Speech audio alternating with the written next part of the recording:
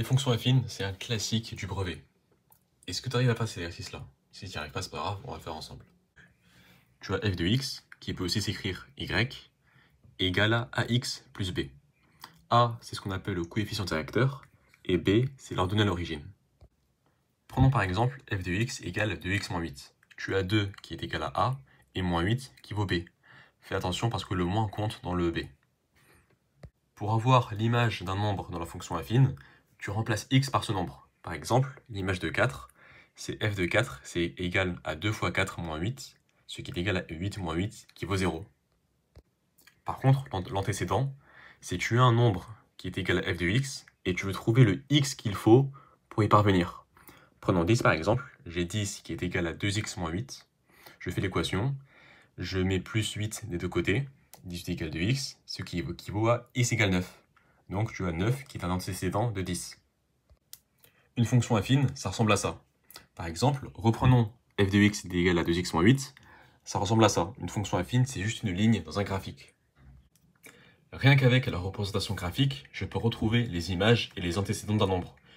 Au lieu de faire les calculs comme on a fait juste ici, on peut utiliser le graphique. Par exemple, si je veux retrouver l'image de 4 avec le graphique, je vais sur l'axe des abscisses, qui est l'axe horizontal, et je regarde à quoi ça correspond sur la ligne au niveau de l'axe des ordonnées. Pour x égale 4, je vois que ça correspond à 0 au niveau de l'axe des ordonnées. Je peux faire ça avec autre chose, par exemple, prenons x égale 6. Je vois que x égale 6, je remonte sur la ligne, et je vois que ça correspond à f de x égale à 4.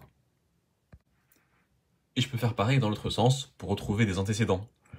Reprenons avec 10, je trouvais son antécédent. Je regarde sur l'axe des ordonnées et je vois ce que ça me mène au niveau de la ligne. Puis je regarde où est-ce que ça mène au niveau de l'axe des abscisses. Je vois que ici j'ai x égale 9 lorsque j'avais f de x égale 10, comme on a pu trouver en écrivant avec l'équation. Je peux faire pareil, prenons par exemple 5. 5, je vois que ça me mène ici sur la ligne, ça correspond plus ou moins à 6,5, 6,5.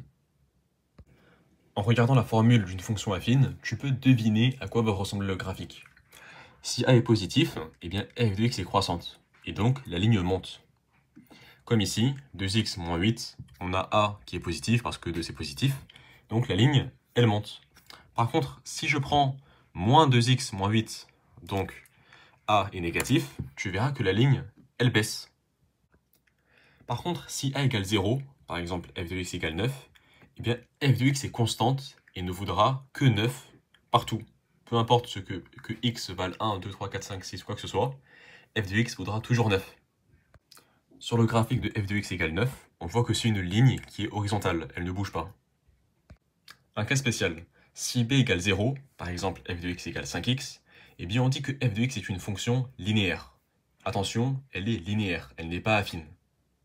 Sur le graphique de f de x égale 5x, on voit que la ligne passe par 0. En fait, b est égal à 0, l'ordonnée à l'origine de la fonction, c'est 0. Maintenant, tu sais comment calculer l'antécédent de 10 dans cette fonction affine. La réponse est dans le commentaire épinglé.